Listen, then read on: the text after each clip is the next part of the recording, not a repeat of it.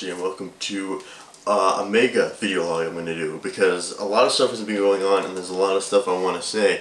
I'm going to try and break this into 3 different parts, and each part is going to have a different thing I want to address. But first, the first part is I want to address why I haven't been getting so many videos up lately, and that's because I'm actually playing games for leisure right now. I know this is like hard to believe that I'm actually enjoying games to enjoy games, but I just ended up both buying and torrenting a flood of new games. So I've got my hands full and I'm trying to play them all, but I'll comment on each one of them. The first one I got was I got Killing Floor when there was the free trial this weekend.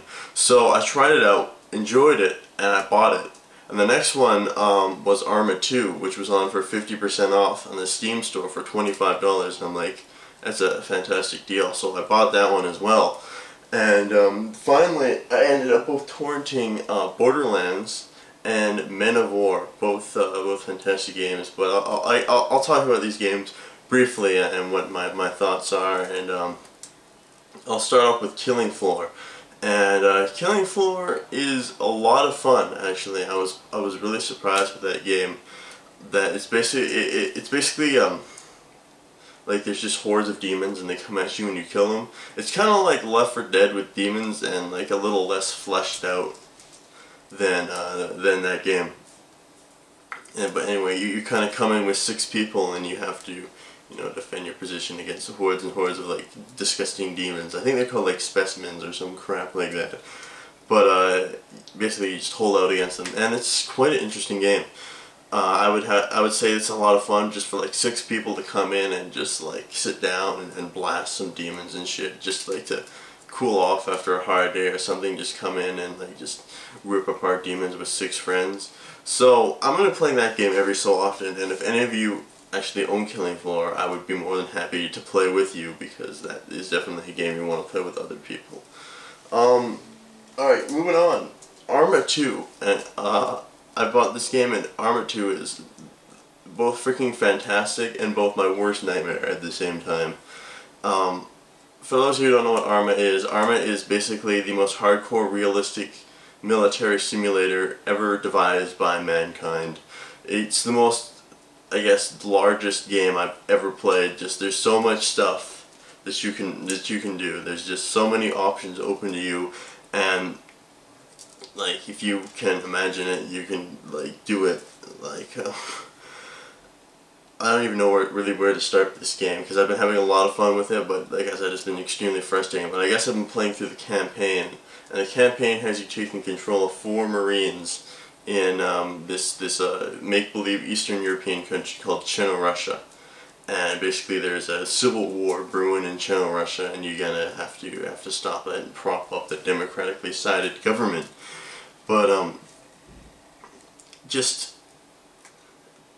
like just the breadth of everything is just incredible. Like it's kind of almost like the campaign is kind of almost like a Grand Theft Auto kind of thing, in the sense that it's entirely open world, that basically the entire country is open to you in like the 3rd level, and you can go anywhere and do anything at the same time. Although while you can, you probably won't. There's not a whole lot of reason to. But anyway, ArmA 2 is like incredibly realistic. One shot you're dead, basically. With one shot you go down and then you can't shoot, and then another shot and when you're down is you're dead. And I'm kind of all over the place with ArmA 2, because there's a lot of stuff to go in the game. It's really hard to kind of wrap up in like 2.5 minutes.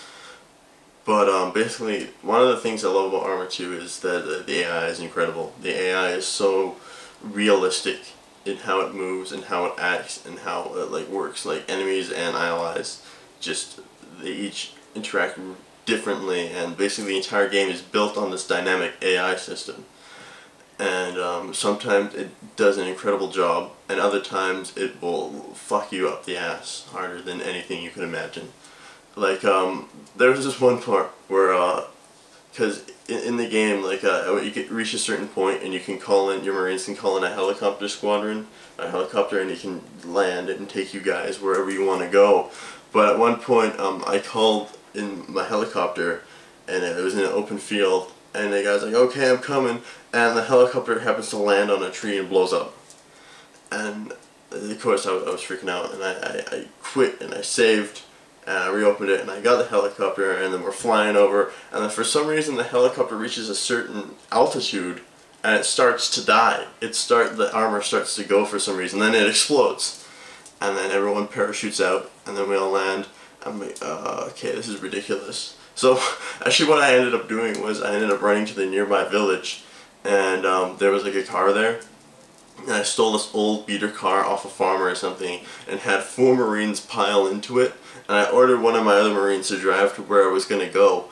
So basically we have like 4 Marines piled in this old beater car driving around Eastern Europe, going to different villages, interrogating villagers about where you can find the leader of the rebellion or something like that. But yeah, I ordered one of my other guys to drive, and one of the best things is that he did a better job than I would driving in the game. So I'm just like, oh, okay, there's something to do. So I grab my textbook and I start reading while the AI is driving to where I need to go. Anyway, just, I could go on about that game. I haven't tried the online for for ArmA 2 yet, but I will once I put in some more time and some more effort and learn everything about that game, because like the amount of options you have is unparalleled. But the interface in that game is so clumsy and so inefficient that it doesn't make any sense. It takes a lot of leaps of logic, I guess, in order to understand everything that's going on. Like you should be able to just, you bring up your map, right, and you should be able to just point your squad to where you want to go. But no, you gotta press F5 and then scroll down to move there and then click. And then if you want to have multiple people go, you press F5 and F2 and tell them to go there.